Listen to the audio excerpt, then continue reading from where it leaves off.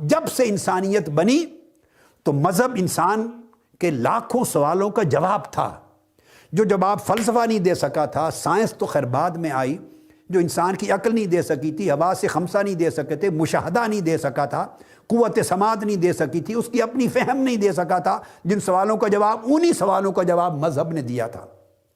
وحی نے دیا تھا، نبی اور پیغمبر رسول کی صورت میں دیا تھا، اور انسانیت اجتماعی طور پر معاشرے میں ہزاروں لاکھوں سالوں سے اسے تسلیم کرتی چلی آئی ہے۔ بھائی جس طرح اے بی سی کو تسلیم کرتے ہو، جس طرح الف بے جیم دال کو تسلیم کرتے ہو، جس طرح ہی شی اس اور وی کو تسلیم کرتے ہو، جس طرح اپنی زبان اظہار ما فی الضمیر کو تسلیم کرتے ہو، جس طرح ساری زبان کے کلچر کو،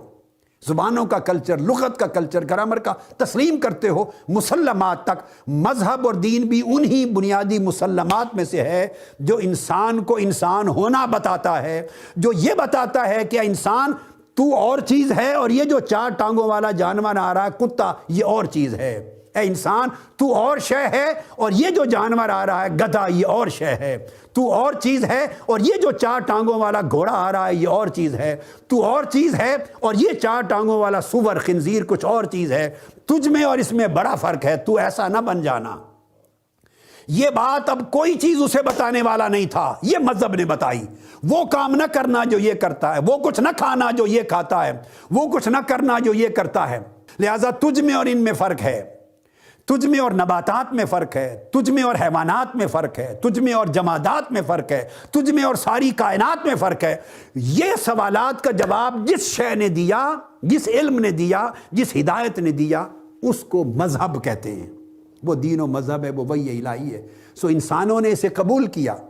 اسی طرح انسانی عقل نے جیسے زبان کو قبول کیا تھا، حروف کو قبول کیا تھا، الفاظ کو قبول کیا تھا، قواعد اور ضوابط لغت کو تسلیم کیا تھا اور کبھی چیلنج نہیں کیا، اس طرح انسانی تاریخ ہمیشہ سے اس نے مذہب کو قبول کر لیا کہ کوئی خالق ہے، کسی کے پاس جا کے جواب دینا ہے، جس نے ہمیں انسان کا انسان ہونا ہمیں بتایا ہے، ورنہ ہم میں اور باقی جانوروں میں کیا فرق تھا، جس نے ہمیں وہ شعور دیا ہے کہ کیا کرنا ہے کیا نہیں کرنا۔ یہ وہ مذہب تھا جس کو انسانیت نے تسلیم کیا، اور جس خواہ وہ ارسطو ہوا، خواہ وہ افلاطون ہوا، خواہ وہ سقراط ہوا، خواہ وہ بقراط ہوا، قدیم زمانے کے فلاسفر تھے یا بعد کے فلاسفر، جس کی کتاب اٹھائیں کسی کے ہاں خدا کا انکار نہیں ہے۔ یہ لطف کی بات بتانا چاہتا ہوں، کسی کے ہاں مذہب کا انکار نہیں ہے،